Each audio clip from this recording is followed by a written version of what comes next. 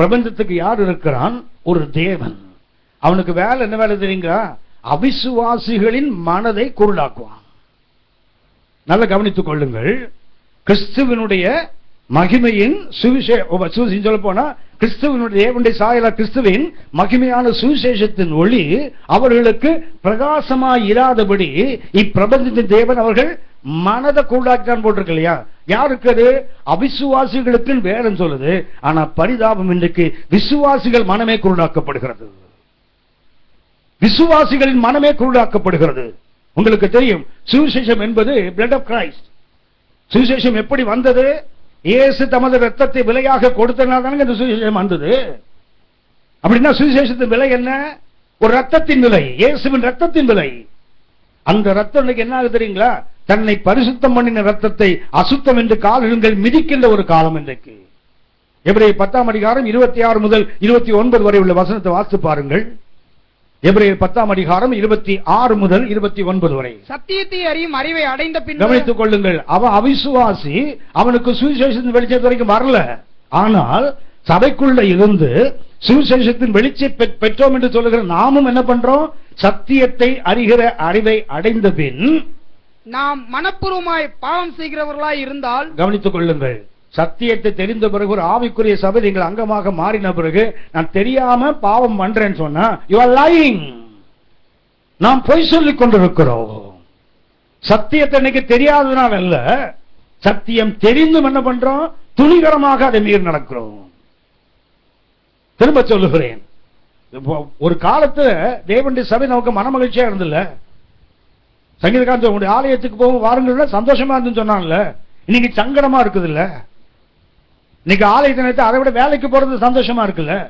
வேலையா சபையா என்று வந்தால் நமக்கு எதுல சந்தோஷம் வருது? ப்ரமோஷன் அந்த எண்ட்ல நிக்கிறோம் பிரதர். போகலன்னா லீவ் போட்டா ப்ரமோஷன், ஒளிஞ்சு நாசமா போட்டோம் ப்ரமோஷன், நீ உருப்படுவல்ல. அந்த பொற்காலத்துக்கு கர்த்தர் உன்னை அழைத்திருக்கும் போது இந்த தற்காலத்துக்கு ஏன் இந்த ஓட்டம்? இந்த பிரபஞ்சத்தின் தேவன் அவனுடைய வேலை மனதை குருடாக்குகிறான். கவனித்துக் கொள்ளுங்கள், உங்களுடைய சிந்தை எப்படியோ அப்படித்தான் உன் வாழ்வு. நீதிமொழிகள் 23ஆம் அதிகாரம் 7ஆம் வசனம் சொல்லுகிறது, அவனுடைய இருதயத்தின் நினைவுகள் எப்படி இருக்கிறதோ அவன் அப்படியே இருக்கிறான். ஒரு மனிதன் எப்படி இருக்கிறான்?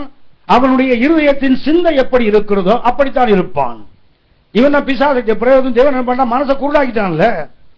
அந்த மைண்ட், அந்த சிந்தையை குருடாக்கிட்டானே. இன்னைக்கு நிறைய பேருக்கு என்ன தெரியல?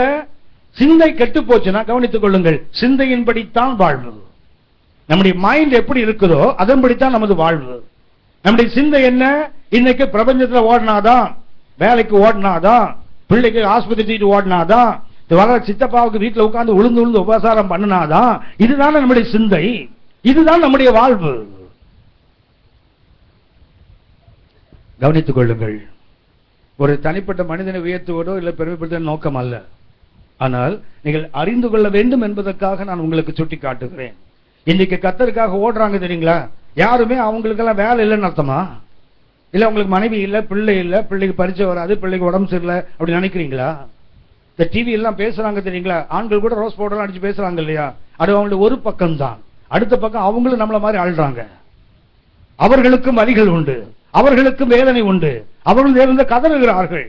வலி இல்லாததுனால அவங்க எல்லாம் ஊழியத்துக்கு வரல, அந்த வலிகளோடு சேர்ந்துதான் வராங்க. வலிகளோடு சேர்ந்துதான். டெல்லியில ஒரு மிஷினர் நேற்று காலையில் 2 போன்ல பேசிட்டு இருந்தாரு. அப்ப ஊழியத்தை பத்தி பேசிட்டு சொன்னாரு, அண்ணே தமிழ்நாட்டில் கவிஞனே சொல்லி இருக்கானே, உச்சி மீது வானிடிந்து வீழ்கின்ற போதிலும் அச்சமில்லை, அச்சமில்லை, நம்ம வானத்தையே இடிச்சிருவோம். நம்ம அவன் சொன்னா உச்சி மீது வானிடிந்து விழுந்தாலும் அஞ்ச மாட்டேன். நம்ம என்ன பண்ணுவோம் தெரியுங்களா? மேல போய் வானத்தையே இடிச்சிருவோம். எதுக்கு? உலகத்துக்காக, பிரபஞ்சத்துக்காக, இந்த உலகத்துக்காக என்ன பண்ண. கவனித்துக் கொள்ளுங்கள், நாம் இன்றைக்கு வாழ்கிற உலகம் இட்ஸ் a comparative world. இன்றைக்கு இருக்கிற உலகம் தெரியுங்களா? அடுத்தவனை ஒப்பிட்டு பார்த்து அவன் 65 லட்சம் ரூபாய் பிளாட்ல இருந்தான்னா நான் 85 லட்சம் ரூபாய் பிளாட்ல இருக்கணும். அதான இன்னைக்குள்ள புத்தி. அவன் இன்னைக்கு BMW கார் வாங்கினா நான் ஆடி கார் வாங்கல. ஆடி வாங்காதீங்க, ஆவணி வாங்குங்க, சரியா? ஆடி கார் தானே வாங்கணும், அதுவே ஆடி தான் போகுது. இதுல வேற ஆடி காரம், அதுக்கு பேரு என்னடா கேட்டா 1,40,00,000 தானா, ரொம்ப சின்ன வேலை. ஆடி இந்த கால வரும்போது கார் ஒரு பார்த்தேன், அவ்வளவுதான். அதுக்குள்ள எங்கேயோ போயிடுச்சு. கேட்ட சொன்னா அதான் ஆடின்னா, ஓ இதான் ஆடியா, அது ஏன் இப்படி ஓடுதுன்னு கேட்டேன். 1 கோடியே 40 லட்சம் கொடுத்தா அவன் நம்மள மாதிரியே 60 கிலோமீட்டர் ஸ்பீட்ல வருவான். அவன் 200 கிலோமீட்டர் போனாதான் அது கொடுத்த துட்டுக்கு மதிப்பு. கவனித்துக் கொள்ளுங்கள். சினிமாக்காரன் 1.5 கோடி ரூபாய்க்கு கார் என்ன, நம்ம ஊழியக்காரனுக்கும் 1.25 கோடிக்கு கார் வாங்குற புத்தி வருதுல்ல. கவனித்துக் கொள்ளுங்கள். இந்த பிரபஞ்சம் என்ன பண்ணுது தெரியுங்களா, நம்ம மனதை குருடாக்கி விட்டு இருக்கிறது. கம்பேரிட்டிவ் ஊழியம் செய்யறவங்களோட பாத்தீங்கன்னா போதும், அவர் கூட்டத்துக்கு அவ்வளவு பேர் வராங்க, நம்ம கூட்டத்துக்கு ஏன் இவ்வளவு பேர் வராங்க, அது அவரெல்லாம் கேட்கணும். ஒப்பிட்டு அப்ப என்ன பண்றான், ஓ அவரா, அவர் கூட்டத்துக்கு ஏன் போடுறாங்கன்னா அவர் கண்ணை மூடி சொல்றாரு, எஸ்தர் யார் இந்த எஸ்தர், எஸ்தர் கர்த்தரின் பக்கத்தில் நிற்கிறார் அப்படி அவர் சொல்றாரு. அப்ப நம்மளும் சொல்லுவோம். அவர் எஸ்தரை கூட்ட நம்ம நகோமி அப்படி ஆரம்பிப்போம். அவ்வளவுதான். பேரா இல்ல நமக்கு பைபிள்ல. ஏன் அடுத்தவனை கம்பேர் பண்றீங்க? அது அவங்களுக்கு கொடுத்த கிருபை. let them do it. ஒருவேளை தவறா செய்து அவளுக்கு ஒரு எஜமான் இருக்கிறார், அவங்களுக்கு அவன் கணக்கு. நீங்களும் நானும் யார்? never ever compare anybody with anybody. யாரோடும் யாரையும் ஒப்பிட்டு பார்க்காதீங்க. பிரபஞ்சத்தின் தேவன் செய்யற வேலை அதுதான். என்ன பண்றான் அவன்? நமக்கு தெரிஞ்சு வேலை ஊழியத்துக்கு வந்தவன் அவன் இவ்வளவு பெரிய ஆளாயிட்டானா, அவன் என்னென்னலாம் பண்ணுனா அதை பார்த்து நாம அதை கை கொள்ள விரும்புறோம் இல்லையா? நம்ம இந்த பிரபஞ்சத்தின் தேவன் மனசை குருடாக்கி வைத்திருக்கிறான். சிந்தையை கெடுத்துட்டான்னு வச்சுங்களேன். சுவிசேஷத்தின் ஒளி உள்ள வரலன்னா கவனித்துக் கொள்ளுங்கள். இயேசு சொன்னார், ஒருவன் உலகம் முழுவதையும் ஆதாயமாக்கினால் தன் ஜீவனை சொன்னால் தன்னுடைய ஆத்மாவையும் போடுறது. ஜீவன் உள்ள ஆத்மா அப்படின்னா இந்த சோலோட விலை எவ்வளவு, இந்த ஆன்மாவின் விலை எவ்வளவு? உலகத்தை விட அதிகம். ஹலோ, ஒருவன் உலகம் முழுவதையும் ஆதாயமாக்கினாலும் தன் ஆத்மாவை நஷ்டப்படுத்தினாலும் அர்த்தம் என்ன? ஆத்மாவின் விலை எவ்வளவு? உலகத்தை விட அதிகம் இல்லையா? இந்த ஆத்மாவை இதான ரட்சிக்குது. அப்ப இதோட விலை, இதோட விலை கவனித்துக்கொள்ள. இது நமக்கு ரொம்ப சீப்பா தெரியுது இல்லை இன்னைக்கு? இது நமக்கு ரொம்ப சீப்பா தெரியுது இல்லை? ஏன் தெரியுங்களா? இந்த சுவிசேஷத்தின் ஒளி அவிசுவாசிக்குத்தான் பிரகாசமா இருப்பது அவன் குருடாக்கினான். ஆனா இன்னைக்கு பரிதாபம், ஆவிக்குரிய உலகம் இன்றைக்கு குருடாக்கப்பட்டிருக்கிறது. ஏன்னா ஒரு தேவன், இந்த தேவனுக்கு பேர் என்ன பேரு? தேவன் போட்டிருக்கலையா? லூக்கா 16:13 வாசிங்க. Luke's gospel chapter 16 and verse 13. எந்த ஊழியக்காரனும் 2 எஜமான்களுக்கு ஊழியம் செய்யக்கூடாது. எந்த ஊழியக்காரனும் 2 எஜமானுக்கு ஊழியம் செய்யக்கூடாது. ஒருவனை பகைத்து மற்றவனை சிநேகிப்பான். அல்லது ஒருவனை பற்றி கொண்டு மற்றவனை அசட்டை பண்ணுவான். தேவனுக்கும் உலக பொருளுக்கும் ஊழியம் செய்ய அந்த பிரபஞ்ச தேவனுக்கு பேரை பாத்தீங்களா? பிரபஞ்சத்தின் தேவனுக்கு பேரை பாத்தீங்களான்னு? தேவனுக்கும் உலக பொருளுக்கும் அப்படின்னா அவருக்கு பேர் என்ன பேரு? இந்த பிரபஞ்ச தேவனுக்கு பேர் என்ன பேரு? உலக பொருள் தமிழ்ல மொழியாக்கம் பண்றாங்க. ஆனா கிரீக்ல பாத்தீங்கன்னா மேமோன். அந்த உலக பொருளுக்கு MAMMON, மேமோன். மேமோன் என்றால் பணக்கடவுள் அர்த்தம். God of money. ஆவிக்குரிய உலகமே இந்த பிரபஞ்சத்துக்கு உங்கள் என்னுடைய சிந்தையை குருடாக்குமானால் அதுக்கு தேவன் யார் தெரியுங்களா? காசு, பணம். திரும்பி பாருங்க, தேவ சமூகத்தை ஓடி வந்த காலம் இன்னைக்கு வேலைக்கு ஏன் ஓடுறோம்? இன்னைக்கு ஏன் தவிர்க்கவே முடியாத வேலை ஓடுறோம்? ஏன்? பணம். இயேசு சொன்னார் கூடாது, செய்யக்கூடாது. நம்ம அதை செய்யறோம்ல. இன்னும் சொல்ல போனா ஞாயிற்றுக்கிழமை கோயிலுக்கு வர்றதுக்கே காரணம் தெரியுங்களா? அந்த 6 நாளும் கடவுள் நம்ம ஆசீர்வதிக்கணுங்கிறது தான் இங்க வர. ஒருவேளை போகலன்னா கர்த்தர் கண்ணை குத்திடுவாரான்னு பயந்து வர கூட்டம் தான். இன்னைக்கு வரலன்னா அவ்வளவுதான், நம்ம செய்யறதெல்லாம் போயிடும். அதனால போய் என்ன பண்ணுவோம்? ஒரு சாங்கியம், ஒரு வழக்கம், இல்லைன்னா ஒரு பாரம்பரியம். அதானே ஞாயிற்றுக்கிழமை மாத்திரம் இவ்வளவு பேர் ஆலயத்துக்கு வருகிறோம், மற்ற நாட்கள் ஏன் வரதில்லை? அப்படின்னா கிறிஸ்தவன் என்றா ஞாயிற்றுக்கிழமை கோயிலுக்கு வந்துடணும், அது ஒண்ணுதானே? Is there any rule for it? ஒருத்தர் கேட்டேன், எது ஞாயிற்றுக்கிழமை தான் வந்து ஆலயத்தை உட்கார்ந்து ஹிந்து பேப்பர் படிக்கிறார் ஒருத்தர். நான் ஒரு சபையில பிரசங்கம் பண்ணா, அந்த சபையில உள்ள நிரம்பி சைட்ல தான் ஆள் நிக்கிறாங்க. ஆனா வெளியே போனபோது சொல்றாரு, அண்ணே உங்க கூட்டத்தில் ஒருத்தர் ஹிந்து பேப்பர் படிச்சுட்டு இருந்தாரு. எதுக்கு நீ சபையில வந்து ஹிந்து பேப்பர் படிக்கணும்? எதுக்கு நீ சபைக்கு வர?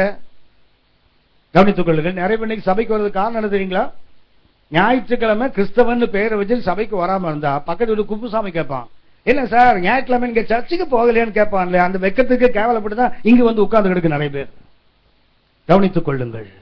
இந்த பிரபஞ்சம் உங்களையும் என்னையும் இழுத்து நம் மனதை குருடாக்குமானால் நம்ம மேல அதுக்கு அதிகாரம் கிடையாது. யாரு மேலதான்? இந்த உலகத்தின் அவிசுவாசிகளுக்கு தான் அது பிரகாசம் இல்லை. ஆனா பரிதாபம் இன்னைக்கு இந்த பணம் வந்து கடவுள். தேவனுக்கு எதிரான தெய்வத்துக்கு பேரு காட் ஆஃப் மணி, மேமோன். இன்னைக்கு ஆவிக்குரிய உலகத்தை ஆட்சி படைப்பது என்ன தெரியுங்களா? மேமோன், நாட் காட். இந்த பிரபஞ்சத்தின் தேவன் அவிசுவாசிகளுக்கு அல்ல, ஒரு முறை கண்கள் திறக்கப்பட்டு பிரகாசிக்கப்பட்ட தேவ ஜனங்களுக்கு கண்களை குருளாக்கி வைத்திருக்கிறான். கர்த்தர் சமூகத்துக்கு வந்தா அது நஷ்டம் ஆயிடும்ல. வேலைக்கு போக வந்து ப்ரமோஷன் போயிடும்ல. வேலைக்கு வரலன்னா லீவ் இல்ல, அதனால வேஜஸ் கட் பண்ணுவான்ல. கவனித்துக் கொள்ளுங்கள், எனக்கு அநேக ஆண்டுகளுக்கு இன்கிரிமெண்டே கிடையாது. ஏன்னா ஞாயிற்றுக்கிழமை பெரும்பாலும் வெளியே ஊழியர்களுக்கு போறேன். அசோக்ல இருந்து சண்டே இஸ் ஒர்க்கிங் டே. அசோக்ல இருந்து ஞாயிற்றுக்கிழமை ஒர்க்கிங் டே. நான் ரட்சிக்கப்பட்டு 10 மாதங்கள் சண்டே சர்வீஸ் வேலைக்கு போனதில்லை. கம்பெனி எனக்கு டெர்மினேஷன் நோட்டீஸ் கொடுத்தான்.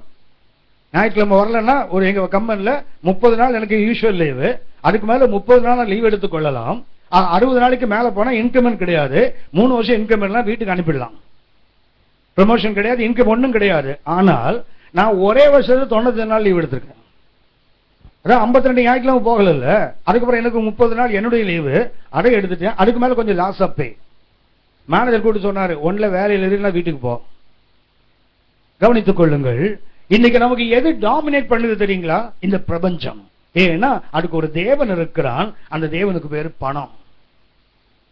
கவனித்து என்ன சாக்கு போது சொல்லுங்க, என்ன காரணம் சொல்லுங்க, அடிப்படை என்ன தெரியுங்களா? பணம். இன்றைக்கு சபைக்கு தேவன் தேவனாக இல்ல, பணம் தான் இன்றைக்கு சபைக்கு தேவனாக இருக்கிறது. அநேக சபைகள்ல பாத்தீங்கன்னா தசமபாகம் கொடுக்காத விசுவாசிய மனுஷனாவே மதிக்கிறது இல்ல. யாரும் போய் அவனுக்கு பிரைஸ் அந்த தலை காஞ்சி போனோம். ஐயா அதுவே கொஞ்சம் செழிப்பாக இருந்து நிறைய தசமபாகம் கொடுத்தாலும் அவனுக்கு ஒரு ரெட் கார்பெட் விரிக்கிறாங்க. பாருமையா போடுகிறேன் சொல்லி அவருக்கு தனியா ஒரு விவிஐபி சேர் போட்டு உட்கார வைப்பான். அதுதானே அப்படின்னு இந்த பிரபஞ்சத்தின் முதல் அடையாளம் என்ன? There is a God for this present age. இந்த பிரபஞ்சத்துக்கு ஒரு தேவன் இருக்கான். வேலை என்ன? சிந்தையை குருடாக்குகிறான், உங்கள் வாழ்க்கையை இருளடித்து விடுகிறான். இரண்டாவதாக இந்த பிரபஞ்சத்துக்கு ஒரு அடையாளம் லூக்கா 8ஆம் அதிகாரம் 7ஆம் வசனம். லூக்கா 8ஆம் அதிகாரம் 7ஆம் வசனம்.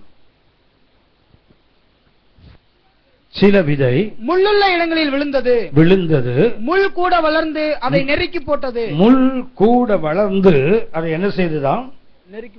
நெருக்கி போட்டது. ஆங்கிலத்தில் பாத்தீங்கன்னா சோக் என்ற ஒரு வார்த்தை பயன்படுத்துவாங்க. நெருக்குதலுக்கு என்ன வார்த்தை? சோக் என்றால் அர்த்தம் மூச்சு முட்டை வச்சு அவனை சாகடிக்கிறதுன்னு அர்த்தம். அந்த நெருக்கி போட்டது இருக்கிறீங்களா வார்த்தை, அதுக்கு ஆங்கிலத்தில் சோக். ஆனா கிரீக்ல ஆப்போப் நிகோ என்ற ஒரு வார்த்தை. ஆப்போப் நிகோ என்றதுக்கு அர்த்தம் என்னன்னா, தண்ணீருக்குள்ள ஒருத்தனுடைய மூழ்க வச்சு மூச்சு திணறி சாகுறான் தெரியுங்களா, அதுன்னு அர்த்தம். இரண்டாவது, ஒன்று உலகத்துக்கு ஒரு பிரபஞ்சத்துக்கு ஒரு தேவன், அடுத்த பிரபஞ்சம் யார் இருக்குது? ஒரு கவலை. 14ஆம் வசனம் வாசிங்க. லூக்கா 8:14. முள்ளுள்ள இடங்களில் விதைக்கப்பட்டவர்கள், முள்ளுள்ள இடங்களில் விதைக்கப்பட்டவர்கள் வசனத்தை கேட்கிறவர்களாய் இருக்கிறார்கள். கேட்டவுடனே போய் பிரபஞ்சத்துக்குரிய கவலைகளினாலும். இரண்டாவது பிரபஞ்சத்துக்கு என்ன இருக்குது? ஒரு கவலை. பிரபஞ்சத்துக்கு ஒரு தேவன், அதுக்கு பேரு பணம். அடுத்தது பிரபஞ்சத்துக்கு என்ன இருக்குது? ஒரு கவலை. கவனித்துக் கொள்ளுங்கள், இந்த பிரபஞ்சத்தின் கவலை இல்லாதவங்க ஒருத்தர் கூட இல்லை. இன்னைக்கு சபைகள் தான் உட்கார்ந்து எல்லாம் தெரியும். God will provide all அப்படி சொல்றோம்ல. இப்ப தேவனுடைய பர்வதத்தில் பார்த்துக் கொள்ளப்படும். மலை விட்டு கீழே இறங்கினா பார்த்துக் கொள்ளப்படாதா? ஹலோ, பாட்டு பாடுறான்ல, ஆராதனை ஆராதனை துதி ஆராதனை. அது கூட பாருங்களேன், தமிழ்நாட்டு ஆளுங்க தான், தமிழர்கள் தான் பாடு. ஆராத்தன்னை ஆராத்தன்னை நாக்கார அவனுக்கு கட்ட ஒழுங்கா ஆராதனை பாடி தொலைய. ஆராத்தன்னை ஆராத்தன்னையா அப்படி பாடினா அது ஒரு ஸ்டைல். இப்பதான் அதாவது தமிழ்நாட்டில் பிறந்து தமிழ்நாட்டிலே வளரவன் தான். ஆனா கூட ஆராதிக்கும் போது பார்த்துருக்கீங்களா? ஜூடா, உனக்கு ஒரு வேண்டுகோள்யா, எந்த காலத்திலையும் மாறாது, சரியா? இன்னைக்கு எப்படி இருக்கே குழந்தையா, அப்படியே நீ கத்தருக்குள்ள கத்தர் இன்றைக்கு பார்க்கலாம் 1000 மடங்கு ஒன்று உயர்த்துவா. உன் பேரு கேட்டால் போல நீ கத்தருக்கு ஒரு துதியாகவே இருப்பாய். என்ன தெரியுங்களா? 4 நாள் வளர்ந்தோடனே தமிழ் ஒழுங்கா பாடுனா அவரு நல்ல ஆராதனை வீரர் இல்லையா? எப்படி பாடணும்? இங்கிலீஷ்காரன் பாடுற மாதிரி தமிழை பாடணுமா? இங்கிலீஷ்காரன் ஒழுங்கா தமிழ மாதிரி தமிழ் பாடுற காலம் இது. இங்கிலீஷ்காரன் ஒழுங்கா தமிழனை போல தமிழ் பாட்டை பாடுறான். இந்த தமிழர்கள் எப்படி பாடுறான் தெரியுங்களா? அறத்தனை அறத்தனையா. நான் சொன்ன நாக்கு இழுத்து வச்சு அறுத்தனை, நீ பாடினது போதும் அப்படின்னு. என்ன பண்றதுன்னு தெரியல இந்த ஆவிக்குரிய உலகத்தை. உண்மையிலே வருத்தமா இருக்குது. பாட்டு பாடுறாங்க. ஆராதனை ஆராதனை துதி ஆராதனை ஆராதனை காலையிலும் மாலையிலும். அது அவர் எழுதின பாட்டு. நம்ம பாட்டு விடுறீங்களா?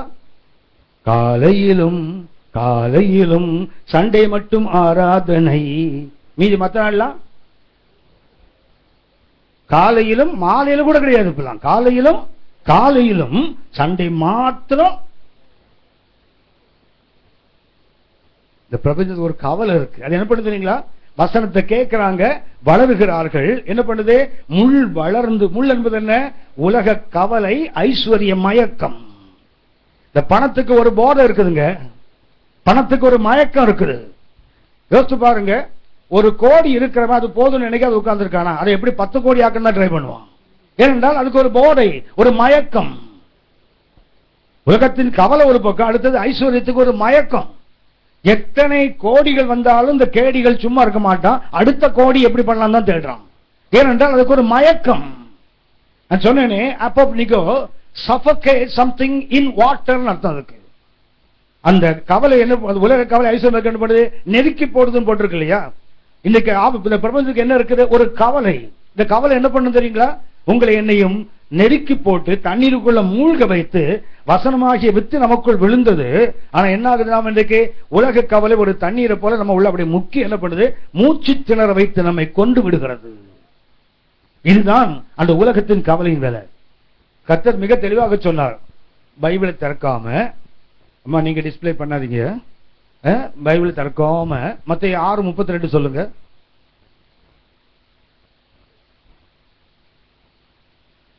என்னம்மா? சரி, அந்த வசனம் என்ன? இவைகளை எல்லாம் அஞ்ஞானிகள் நாடி தேடுகிறார்கள். எவைகளை எல்லாம்? எண்ணத்தை உண்போம், எண்ணத்தை விடுப்போம், எண்ணத்தை குடிப்போம், நாளைக்கு கவலை என்ன, இதெல்லாம் யார் தேடுவாங்களா? ஆனா இன்னைக்கு நம்ம மெய்ஞானிகள் நாமும் தேடுறோம்ல. ஹலோ, ஞாயிற்றுக்கிழமை காலையில, வாரத்துல ஒரு நாள் தான் கோயிலுக்கு வர்றாங்க. அந்த ஒரு நாள் ஞாயிற்றுக்கிழமை காலையில கோயிலுக்கு வர்றதுக்கு புதன்கிழமை சாயங்காலமே கவலை வந்தது இல்ல, எந்த சாரியை கட்டிட்டு போவோம், அதுக்கு மேட்சிங் பிளவுஸ் இல்லையான்னு சொல்லி கவலை வந்துருது இல்ல. ஹலோ, நீங்க பரவாயில்ல, இந்த மெயின் லைன் சர்ச் போறவங்களுக்கு மேட்சிங் பிளவுஸ் மாத்திரம் இல்ல, மேட்சிங் பிளவரும் வேணும். ஹலோ, அவன் பாடுற பாடு நாய் படாத பாடு, அந்த பூ வாங்குறதுக்கு. அட வாங்கிட்டு இது ஒரு கலர்னு வாங்கிட்டு இது இருக்கு சமமா பாரு. அவன் என்னப்பா நீ நானும் சமமானு பாருன்னு மனசுக்குள்ள திட்டிப்பான். வெளியே சொன்னா அவன் வீட்டை விட்டு வெளியில கிடப்பான் அழுவன். கவனித்துக்கிறது. உலக கவலை யாருக்கு? அஞ்ஞானிகளுக்கு. ஏன்? இவைகளெல்லாம் உங்களுக்கு தேவை என்பதை உங்கள் பரமபிதா அறிந்திருக்கிறார். Your heavenly Father knows what's your need. சொல்ற கவலைப்பட ஒரு மலம் கூட்டிடுவியா, ஒரு மலம் குறைத்து விடுவாயா, இல்ல கொஞ்சம் குண்டாயிடுவே, இல்ல ஒல்லி ஆயிடு, ஒன்னும் ஆக முடியாது இல்ல. இது எல்லாருக்கும் தெரியும் தானே. ஆனாலும் இந்த பிரபஞ்சத்துக்கு கவலை என்ன பண்ண தெரியுங்களா? வசனத்தை அதை தண்ணீருக்குள் மூழ்க வைத்து அதை கொண்டு விடுகிறது. அதுதான் இந்த உலக கவலையுடைய 2வது தாட். கவனித்துக் கொள்ளுங்கள். நமக்கு பிள்ளைகள் இருக்காங்க, நமக்கு எதிர்காலம் இருக்குது, பிள்ளைகளுக்கு எல்லாம் தேவை. இது ஒன்றும் கவலையே வராம இருக்காது. ஆனா கவலை வந்தா என்ன பண்ணும்? ஹலோ, பிலிப்பியர் 4:6 சொல்வாரு பவுல், ஒண்ணுக்கும் கவலைப்படாத. ஆனா 1 பேதுரு 5:7 பாத்தீங்கன்னா உங்களுக்கு கவலைகள்லாம் அவர் மேல வச்சிருங்க. கவலையே வராதுன்னு சொல்ல முடியாது, கவலையே வரக்கூடாதுன்னா அதுக்கு ஒரு கவலை வந்துடும். காலையில எழுந்துக்கீங்க தெரியுங்களா, எழுந்தவனுக்கு மண்டையை உடைக்கிற மாதிரி ஒரு பிரச்சனை இருந்தா நீங்க ரொம்ப பீஸ்ஃபுல்லா இருப்பீங்க. ஏன்னா இன்னைக்கு ஒரு பிரச்சனை வரப்போகுது. காலையில எழுந்த உடனே உங்களுக்கு பிரச்சனையே இல்லாம இருந்துச்சுங்களா, ரொம்ப லைட்டா ஃபீல் பண்ணீங்கன்னா கொஞ்ச நேரம் ஜாலியா இருப்பீங்க. நேரம் போக போக ஒரு பயம் வரும். என்னவோ காலையில இருந்து ஒரு பிரச்சனையே வரல, சாயங்காலத்துக்குள்ள என்ன தலையில இருந்து விடிய போகுதுன்னு பயம் வந்துருது இல்ல. இந்த பிரபஞ்சத்துக்கு ஒரு கவலை. அந்த கவலை என்ன பண்ணு தெரியுங்களா? வேதத்தை என்ன செய்யும்? வசனம் செய்கின்ற நிறைய மகத்துவங்கள் அதெல்லாத்தையும் என்ன பண்ண தெரியுங்களா? மூழ்கடித்து சாக வைத்து விடும் வசனத்தை. 3வது இந்த பிரபஞ்சத்துக்கு ஒரு அடையாளம் ஞானம். இந்த பிரபஞ்சத்துக்கு என்ன இருக்குது? ஒரு ஞானம். 1 கொரிந்தியர் 2ஆம் அதிகாரம் 6ஆம் வசனம் வாசிங்க. 1 கொரிந்தியர் 2ஆம் அதிகாரம் 6ஆம் வசனம். அப்படி இருந்தும் தேறினவர்களுக்குள்ளே ஞானத்தை பேசுகிறோம், தேறினவர்களுக்குள்ளே ஞானத்தை பேசுகிறோம், இப்பிரபஞ்சத்தின் ஞானத்தை அல்ல. இந்த பிரபஞ்சத்துக்கு என்ன இருக்குது? ஒரு ஞானம். பிரபஞ்சத்துக்கும் என்ன இருக்கிறது? ஆவிக்குரிய உலகத்துக்கு ஒரு என்ன ஞானம்? கர்த்தருக்கு பயப்படுதல் ஞானத்தின் ஆரம்பம். கர்த்தருக்கு பயப்படுவதே ஞானம். அப்படின்னா இந்த வரப்போகிற உலகத்துக்கு என்ன இருக்குது? ஒரு ஞானம் இருக்கிறது. அதே போல இந்த பிரபஞ்சத்துக்கு என்ன இருக்குது? ஒரு ஞானம். இந்த ஞானம் எப்படிப்பட்ட ஞானம் தெரியுங்களா? இது தேவனுடைய ஞானம் அல்ல, இந்த பிரபஞ்சத்தின் பிரபுக்களுக்குரிய ஞானம். நல்லா கவனித்துக் கொள்ளுங்கள். அப்படின்னா ரெண்டு ஞானம் இருக்குல்ல. யாக்கோபு 3ஆம் அதிகாரம், எபிஸ்டல் டு ஜேம்ஸ், யாக்கோபு 3ஆம் அதிகாரம் 14-15 வசனங்களை வாசிங்க. உங்கள் இருதயங்களிலே கசப்பான வைராக்கியத்தையும் விரோதத்தையும் வைத்தீர்களானால் நீங்கள் பெருமை பாராட்டாதிருங்கள். சத்தியத்திற்கு விரோதமாய் பொய் சொல்லாமலும் இருங்கள். இப்படிப்பட்ட ஞானம் பரத்திலிருந்து இறங்கி வருகிற ஞானமாய் இராமல் லௌகிக சம்பந்தமானாலும் ஜென்ம சுபாவத்திற்குரியதும் பேய்த்தனத்துக்கு அடுத்ததுமாய் இருக்கிறது. கவனிச்சுங்களா? ரெண்டு ஞானம். ஒன்று என்ன? பரத்திலிருந்து இறங்கி வருகிற ஞானம். இன்னொன்று பேய்த்தனத்துக்கு அடுத்த ஞானம், லௌகிக ஞானம். அது உலகத்துக்குரிய ஞானம். இன்னும் சொல்ல போன என்ன? அது பேய்த்தனத்துக்கு அடுத்ததுன்னு போட்டிருக்கு இல்லையா? அப்படின்னா ஒன்று பரத்திலிருந்து இறங்கி வருகிற ஞானம், மற்றொன்று பாதாளத்திலிருந்து ஏறி வருகிற ஞானம். ரெண்டு ஞானம். இன்னைக்கு ஞானம் என்ற பேர்ல என்ன தெரியுங்களா? மறுபடியும் 14ஆம் வசனம் வாசிங்க. 3:14 யாக்கோபு 3:14. உங்கள் இருதயத்திலே கசப்பான வைராக்கியத்தையும் விரோதத்தையும் வைத்தீர்களானால் நீங்கள் பெருமை பாராட்டாதிருங்கள். இது இன்னைக்கு நிறைய பேருக்கு ஞானம் என்ன தெரியுங்களா? வைராக்கியம், பெருமை, கோபம், ஆணவம், இதெல்லாம் என்ன நினைக்கிறாங்க? ரொம்ப புத்திசாலி நினைக்கிறாங்க. இது பேய்த்தனத்துக்கு அடுத்த ஞானம். ஆனால் 16ஆம் வசனம் வாசிங்க. 16. வைராக்கியமும் விரோதமும் எங்கே உண்டோ, வைராக்கியமும் விரோதமும் எங்கே உண்டோ அங்கே கலகமும் சகல துர்ச்செய்கைகளும் உண்டு. அடுத்த வசனம். பரத்திலிருந்து வருகிற ஞானமோ, கவனிங்க, முதல் ஞானம் என்ன? பிரபஞ்சத்துக்குரிய ஞானம். அடுத்த ஞானம் என்ன? பரலோகத்திலிருந்து இறங்கி வருகிற ஞானம். அது எப்படிப்பட்டது? முதலாவது சுத்தம் உள்ளதாயும். அது என்ன? சுத்தம் உள்ளது, பரிசுத்தம் அல்ல, சுத்தம் உள்ளது. பின்பு சமாதானமும் சாந்தம் இணக்கம் உள்ளதாயும் இரக்கத்தாலும் நற்கனிகளாலும் நிறைந்ததாயும் பட்சபாதம் இல்லாததாயும் மாயமற்றதுமாய் இருக்கிறது. எத்தனை 7 இருக்கு பாத்தீங்களா? அதுல எத்தனை இருக்குது? அதுல பரத்தது இறங்குறதுக்கு 7 தன்மைகள். இந்த 7 எங்க காட்டப்பட்டிருக்குன்னா நீதிமொழிகள் 9:1 ஞானம் தன் வீட்டை கட்டி தன் 7 தூண்களையும் சித்திரம் தீர்த்து. அது அழகுபடுத்துகின்ற ஞானத்தின் ஒரு ஞானம் வீட்டை கட்டினால், பழைய நாட்கள்ல யூதர்களுக்கும் உண்டு, மற்ற புறவினத்து மக்களுக்கும் உண்டு. இந்த தூண்கள் இருக்கு தெரியுங்களா? ஒரு பெரிய கட்டடத்தை தூண் தாங்குதுன்னா குறிப்பாக 2 தூண்கள் வைப்பாங்க. சாலமோன் கர்த்தருடைய ஆலயத்தை கட்டும்போது முகப்பை தாங்கிறதுக்கு யாகீன், போவாஸ் 2 தூணை வைப்பான். சிம்சோன் பெலிஸ்தருடைய ஆலயத்துக்கு போகும்போது 2 தூண் தான் இருக்குங்க. 3000 பேர் உட்கார அளவுக்கு ஒரு ஹால். அதுக்கு எத்தனை தூண் தான் இருந்தது? 2 தூண்கள். ஆனால் ஞானம் தன் வீட்டை கட்டினால் அதுக்கு எத்தனை தூணு? 7 என்பது இஸ் மேக்னிஃபிஷன், அளவிட முடியாத பெரியது. சொல்ல போனா மிக மகத்துவமானதுன்னு அர்த்தம் 7 தூண்கள் என்றால். அந்த 7 தூண் எதுக்கு சொந்தம் தெரியுங்களா? இப்ப வாசித்தோமே 3:17, யாக்கோபு 3:17 தெரியுங்களா?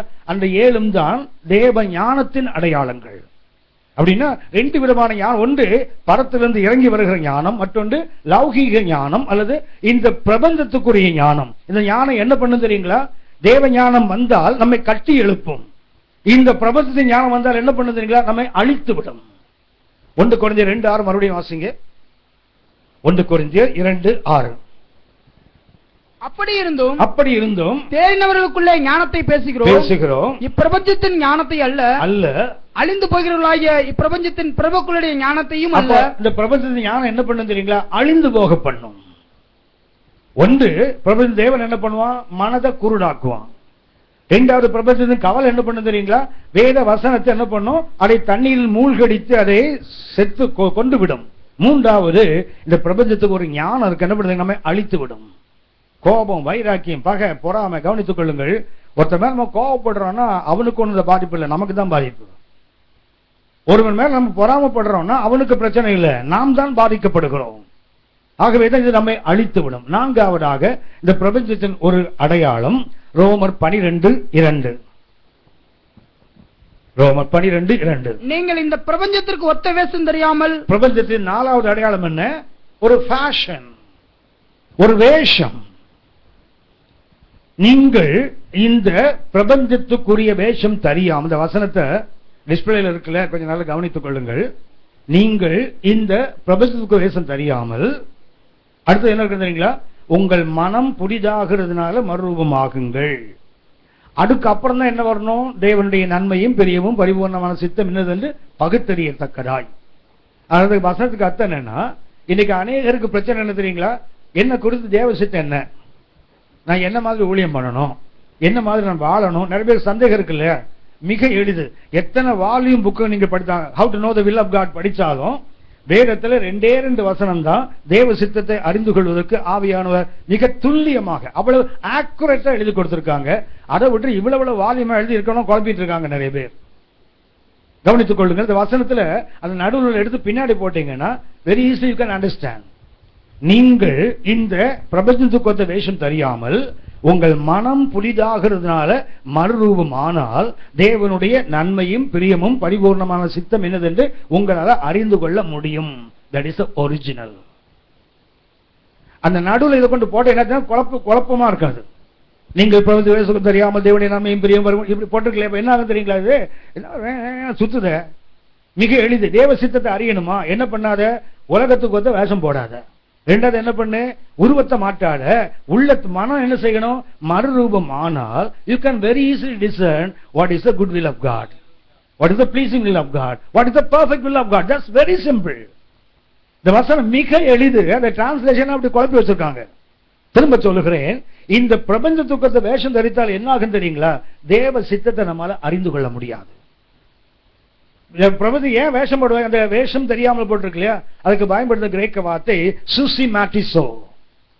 அந்த வேஷம் தெரியாமல் ஆங்கிலத்தை பாத்தீங்கன்னா don't confirm to the world இருக்கும்.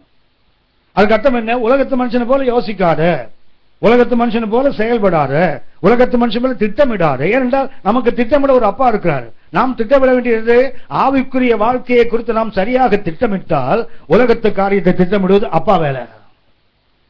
நாம் நம்முடைய மனம் புதிதாவதற்கு நம்மை அர்ப்பணித்து இந்த உலகத்துக்கு வேஷம் போட்டீங்கன்னா, உலகத்தை போல சிந்தித்து, வேஷம்னா சட்டை போடுறது பேண்ட் போடுறது அல்ல, இல்ல ஃபேஷியல் பண்றது புருவத்தை எடுக்கிறது அல்ல. சுசிமேட்டிசம் என்றால் don't confirm to the world. உலகத்தை போல என்ன பண்ணாத, சிந்திக்காத, உலகத்தை போல யோசிக்காத, உலகத்தை போல செயல்படாத, உலகத்தை போல திட்டமிடாதே. ஆனா மாற என்ன பண்ணு, உன் மனம் புதிதாக நீ என்ன பண்ணு, டேக் எவ்ரி எஃபர்ட். உடைய மனம் புதிதாக நீ முயற்சி செய்தால் என்ன ஆகும் தெரியுமா, நாம் என்ன ஆயிடுவோம், மறுரூபமாகிறோம். கவனித்துக் கொள்ளுங்கள். வாழும்போது மனம் மறுரூபமாகலன்னா மாளும் போது இந்த உடம்பு மறுரூபம் ஆகாது. வாழும் போது என்ன ஆகணும் தெரியுங்களா, நம்முடைய மனம் ஒவ்வொரு நாள் என்ன செய்யணும், உலகத்துக்கு வேஷம் போட்டு நிறுத்திட்டு என்ன செய்யணும், அவனை போல யோசிக்க கூடாது. அவனை யோசிச்சு பாருங்களேன், நமக்கு ஒரு பெண் குழந்தை பிறந்தால் உடனே நம்ம என்ன பண்ணுவோம், ஆஹா திருமகள் பிறந்து விட்டாள், ஆகவே திருமண திட்டத்தில் சேர்ந்தே ஆக வேண்டும் ஓடிடுவோம்ல. ஹலோ, ஆமாவா இல்லையா? தப்பு இல்லை. திட்டமிடுதலோ இல்ல தூரத்தில் பார்வையீடு செய்வது தவறு இல்லை. நான் அதுக்கு எதிரான இல்லை. நான் காலையில் எழுதினா முதல் விட பிளானிங் தான். இன்னைக்கு நான் 24 மணி நேரத்தில் என்ன பண்ண போறேன், முடிச்சிருக்கிற வரைக்கும் என்ன செய்ய போறேன், திட்டமிடுதல் தவறு இல்லை, திட்டமிட வேண்டும், அதான் சரியானது. ஆனால் உலகத்து மனுஷனை போல திட்டமிடக்கூடாது.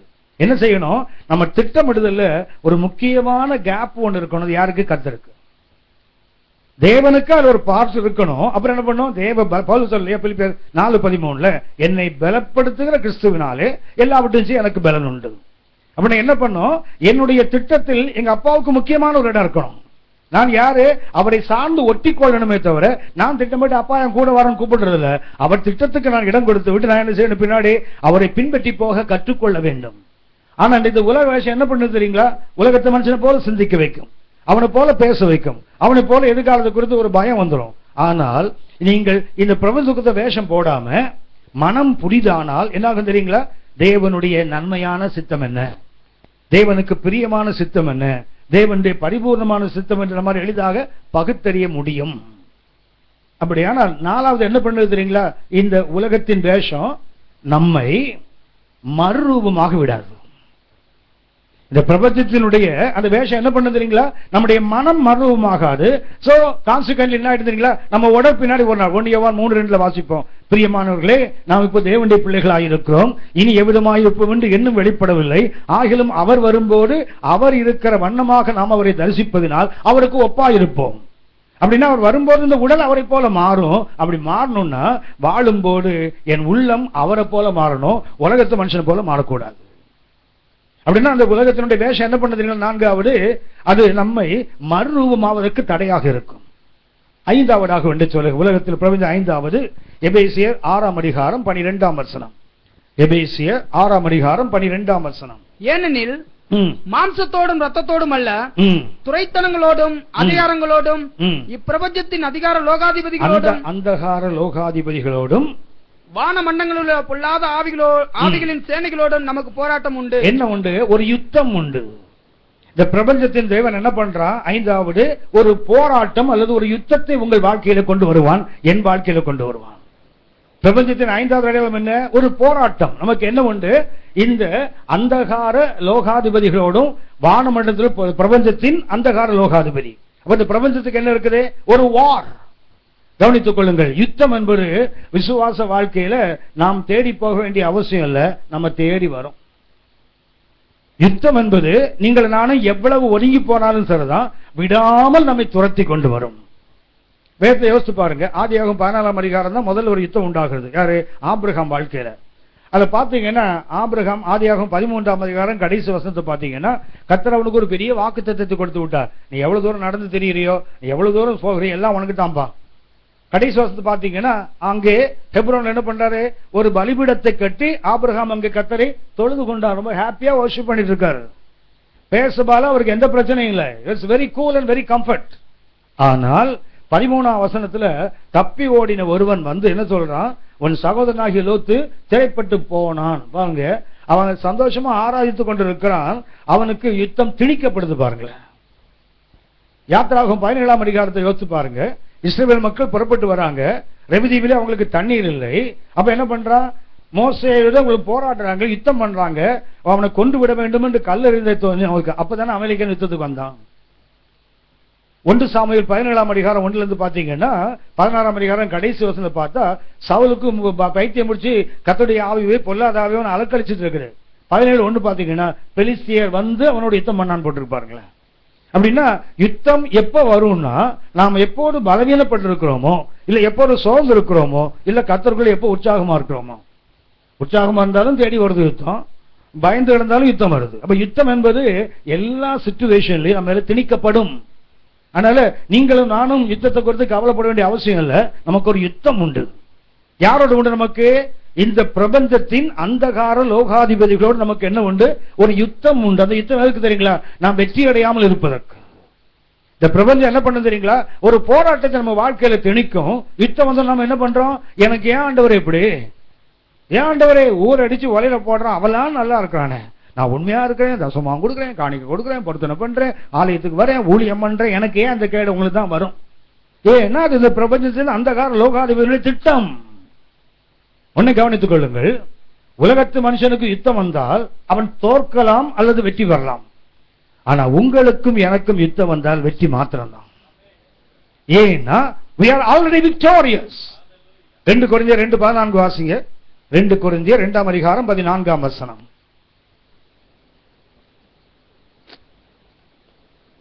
2 கொரிந்தியர் 2ஆம் அதிகாரம் 14ஆம் வசனம். கிறிஸ்துவுக்குள் எப்பொழுதும் எங்களை வெற்றி சிறக்க பண்ணி. கவனிச்சீங்களா? எப்போதாவது அல்ல, எப்போதும். நல்ல கவனிங்க. கிறிஸ்துவுக்குள் எங்களை எப்போதாவது அல்ல, எப்போதும் எங்களை வெற்றி சிறக்க பண்ணின்னு போட்டு தெரியுங்களா? ஆங்கிலத்தை பாருங்க. He has made us to participate in the triumphal march. வெற்றி சிறக்க பண்ணி இல்ல, நம்ம எங்க இருக்கோம்? அந்த வெற்றி பவனியில் பங்கு பெற வாதபகம் போடுறாரு. தோல்வியில்லை, வெற்றி பவனி செல்வேன். ஆண்டவர் படைத்த வெற்றியினால் என்ன பண்றீங்களா? தோல்வி இல்லை எனக்கு. என்ன பண்றாங்க? வெற்றி. ஏன்னா we are already in the triumphal march. நம்ம ஏற்கனவே எங்க இருக்கோம்? வெற்றி பவனியில் தான் இருக்கிறோம்.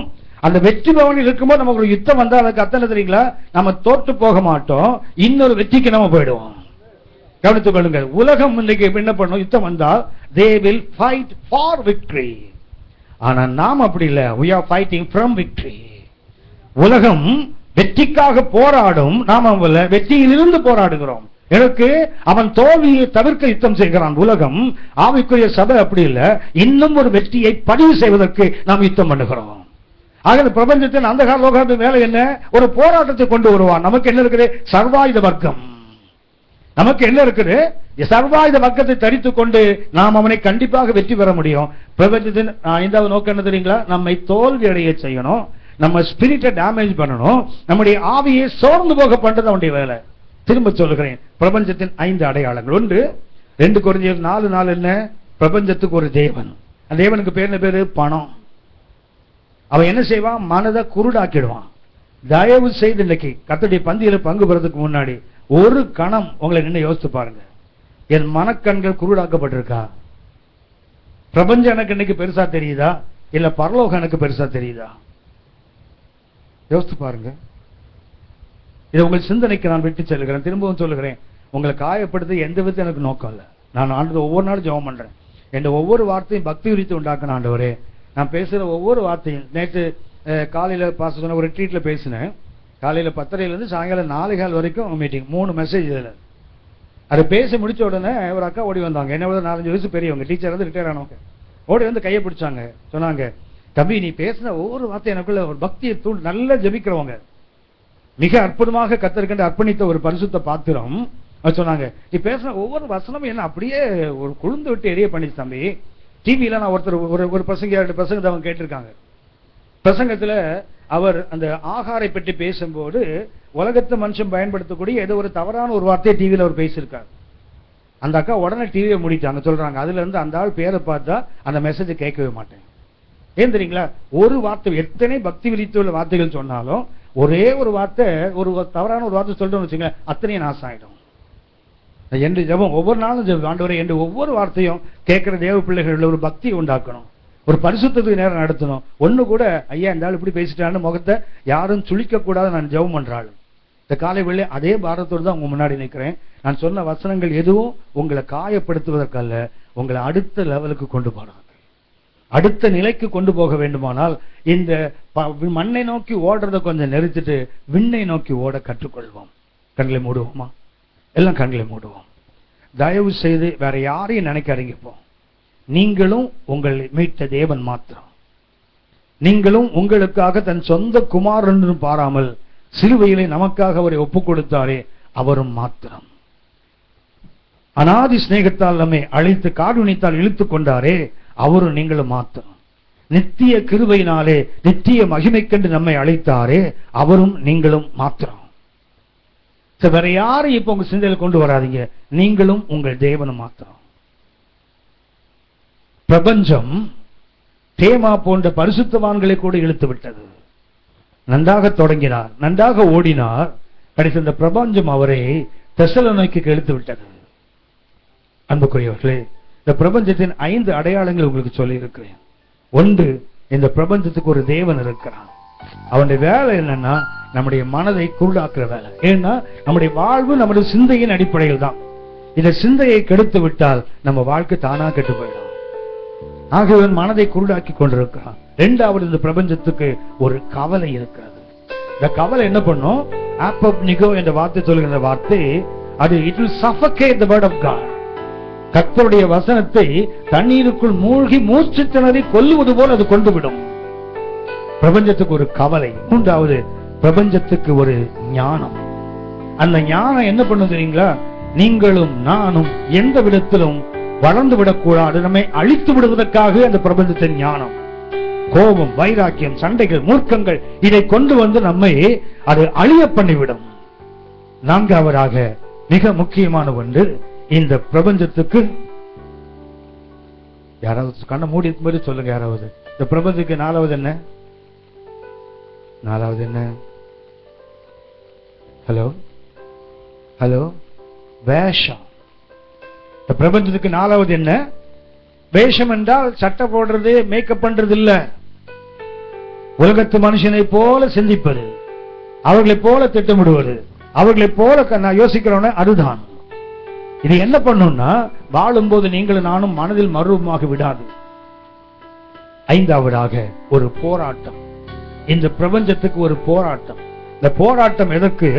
நாம் இன்னும் ஒரு வெற்றியை பதிவு செய்வதற்கு தானே தவிர நம்மை தோற்கடிப்பதற்கு அல்ல. ஆகவே வாழ்க்கையில் யுத்தங்கள் வந்தால், போராட்டங்கள் வந்தால் சோர்ந்து போயிடாதீங்க. இதை என்ன அடுத்த லெவலுக்கு கொண்டு போறதுக்கு கர்த்தர் எனக்கு ஒரு வாய்ப்பை கொடுத்திருக்கிறார். நான் சர்வாயுத வர்க்கத்தை அணிந்து கொள்வேன், அவனை எதிர்த்து நிற்பேன், நான் வெற்றி பெறுவேன் என்ற அந்த இடத்துக்கு வருவோம். எல்லாம் கண்களை மூடி இருக்கும் போது கைகளை உயர்த்தி கர்த்தர் நோக்கி பார்ப்போம். எல்லாம் கைகளை உயர்த்தி கர்த்தருக்கு நன்றி சொல்லுவோம். தகப்பனே, இந்த பிரபஞ்சம் எந்த விதத்திலும் என்னை இழுத்து விடக்கூடாதுப்பா. தேமாக்கள் எல்லாம் போய்விட்டார்கள், ஆனால் கவனித்துக் கொள்ளுங்கள், தேமாவுக்கும் தோமாவுக்கும் ஒரு கால் தான் வித்தியாசம். தேமா தெசலோனிக்கே போனார், ஆனால் கால்கள் உள்ள தோமா சென்னைக்கு வந்தார். உலகத்தின் மையத்திலிருந்து உலகத்தின் ஒரு கோடிக்கு வந்திருக்கிறார். ஏனென்றால் அவன் உறுதியாக கர்த்தருக்குள் நின்றவன். தேமாவை பிரபஞ்சம் இழுக்கலாம், ஆனால் தோமாவை பிரபஞ்சம் இழுக்கவில்லை. நீங்களும் நானும் தேமாக்கள் அல்ல, தோமாக்களா இருக்க வேண்டும் என்று கர்த்தர் விரும்புகிறார். ஹல்லேலூயா. எல்லாம் வாழ்த்து கர்த்தரை சொல்றீங்க. ஹல்லேலூயா, ஹல்லேலூயா. இந்த பிரபஞ்சத்தின் அடையாளங்கள் 5 அடையாளங்களும் என் வாழ்க்கையில வேண்டாம் தகப்பனே, அது இன்றோடு ஒழிந்து போகட்டும் ஆண்டவரே. என் வாழ்க்கையில ஒரு பெரிய மாற்றத்தை நான் எதிர்பார்க்கிறேன். தேவன் என்னை அடுத்த நிலைக்கு கொண்டு போங்கப்பா. எங்க சபையை அடுத்த நிலைக்கு கொண்டு போங்க ஐயா. Let us be taken to the next step. அந்த இடத்தை எங்களை கொண்டு போங்கன்னு கர்த்தர் கேட்போம். கர்த்தர் கொடுக்க வல்லவர். ஹல்லேலூயா, ஹல்லேலூயா, ஹல்லேலூயா. நம்ம எல்லாரும் ஆண்டவரை ஸ்தோத்திரிப்போம். ஹல்லேலூயா, ஹல்லேலூயா. Praise the Lord. ஹல்லேலூயா. கர்த்தர் உங்களோடு கூட பேசியிருக்கிறார், நம்மோடு பேசியிருக்கிறார், சபைக்கு கர்த்தர் பேசியிருக்கிறார். ஹல்லேலூயா. அன்பு தேவ ஜனமே, ஹல்லேலூயா, இவருடைய வார்த்தைக்கு ஹல்லேலூயா அப்படியே கீழ்ப்படிவோம். ஹல்லேலூயா. Praise the Lord. ஆண்டவரே, என்னோடு கூட பேசுனீங்க ஆண்டவரே. ஹல்லேலூயா. போதப்பா, நான் அந்த ஆண்டவரே பிரபஞ்சத்தை ஹல்லேலூயா பின்பற்றி ஓடினது போதும் ஐயா. என் வாழ்வில் ஒரு மாற்றத்தை கொடுங்க ராஜா. Hallelujah. I need a change, O Lord. Hallelujah. என்று நீங்கள் உங்களை அர்ப்பணிக்கும் போது நிச்சயமாகவே கர்த்தர் உங்களை கொண்டு பெரிய காரியங்களை செய்வார். ஹalleluya, ஹalleluya. எத்தனையோ செய்திகளை நீங்க கேட்டிருக்கீங்க தேவ பிள்ளையே. ஹalleluya. எத்தனையோ செய்திகளை கேட்டிருக்கீங்க. ஹalleluya. தயவு செய்து இதையும் அந்த மாதிரி போட்டு விட்டுறாதீங்க. ஹalleluya. praise the Lord. ஹalleluya. இந்த வார்த்தைக்கு ஹalleluya நீங்கள் கீழ்ப்படியும் போது உங்களை கொண்டு கர்த்தர் பெரிய காரியங்களை செய்வார். ஹalleluya. ஹalleluya. உங்களை கொண்டு கர்த்தர் பெரிய காரியங்களை செய்வார். ஹalleluya. ஹalleluya. எத்தனை பேர் தீர்மானம் எடுக்கிறீங்க? ஆண்டவரே, ஹalleluya, நான் இந்த பிரபஞ்சத்தை தேடி ஓட மாட்டேன் ஆண்டவரே. ஹalleluya, ஹalleluya. சொல்லப்பட்ட இந்த 5 காரியங்கள் ஆண்டவரே என் வாழ்க்கையில ஆண்டவரே. ஹalleluya, ஹalleluya. அப்படி தீர்மானம் நீங்கள் எடுப்பீர்கள். ஹalleluya. உங்களுடைய வலது கரத்தை உயர்த்தி ஆண்டவர்கிட்ட நீங்க சொல்லுங்க, ஆண்டவரே, ஹalleluya, சொல்லப்பட்ட இந்த வார்த்தைக்கு நேராக ஹalleluya என்னை ஒப்புக்கொடுக்கிறேன் ஆண்டவரே. I take a decision, O Lord. ஹalleluya. தீர்மானம் நாம் எடுக்க வேண்டும். நீங்கள் எடுக்கிற தீர்மானத்தை கர்த்தர் கனப்படுத்துவார். ஹalleluya. உங்களுக்கு உதவி செய்வார். ஹalleluya. அநேகர் இப்படிப்பட்ட தீர்மானங்களை எடுக்கிறதுல என்னத்தை கையை தூக்கிட்டு என்னத்தை பண்ணு, அது தேவ சமூகத்துல நீ கரங்களை உயர்த்தி தீர்மானம் எடுத்தா அந்த தீர்மானத்தை கர்த்தர் கனப்படுத்துவார். உனக்கு வேண்டிய கிருபைகளை கர்த்தர் கொடுப்பார். ஹalleluya, ஹalleluya. தகப்பனே, தங்களுடைய கரங்களை உயர்த்தி தீர்மானம் எடுத்த அந்த அன்பு பிள்ளைகளுக்கு கர்த்தர் ஹalleluya விசேஷித்த கிருபையை கர்த்தர் கொடுப்பீராக ராஜா. ஹalleluya. பிரபஞ்சத்தை நாடி ஓடி விடாதபடிக்கு ஆண்டவரே இந்த 5 அடையாளங்கள் ஆண்டவருடைய வாழ்க்கையில காணப்பட வேண்டாம் ஆண்டவரே. Bring them out, Lord. Hallelujah. அடுத்த hallelujah நிலைக்கு அவர்கள் கடந்து போக hallelujah கர்த்தர் கிருபை செய்வீராக ராஜா. hallelujah கர்த்தர் கிருபை செய்வீராக. hallelujah கர்த்தர் கிருபை செய்வீராக ராஜா. hallelujah. Let them go to the next level, O Lord. ஓரபா கரதரபல சந்தரபரபம் ஓரி மனதரபல சந்தரக்கரபலபம். ஹalleluya, ஹalleluya. அவர்கள் அடுத்த நிலைக்கு கடந்து போக ஹalleluya கர்த்தர் நீர் கொடுக்கிற கிருபைக்காய் நன்றி அப்பா. நீர் எங்கள் சபையின் மேல் வைத்திருக்கிற ஹalleluya கரிசனைக்காய் நன்றி. ஹalleluya அந்த வாஞ்சைக்காக நன்றி ஆண்டவரே. ஓரி மனரபு சந்தரக்கரபலபம் ஓரி பலரஹத்தரதரபல ஷரபலதுனபா. ஹalleluya, ஹalleluya, ஹalleluya. உங்க ஹalleluya உங்க நாமத்தை நீங்க மகிமைப்படுத்துங்கப்பா. உங்க நாமத்தை நீங்க மகிமைப்படுத்துங்க ஆண்டவரே. ஹalleluya. உங்க நாமத்தை நீங்க மகிமைப்படுத்துங்க ராஜா. ஹalleluya. உங்க நாமத்தை நீங்க மகிமைப்படுத்துங்க ராஜா. ஹalleluya, ஹalleluya, ஹalleluya. Thank you Lord. Thank you Lord. Thank you Jesus. Thank you Lord. Hallelujah.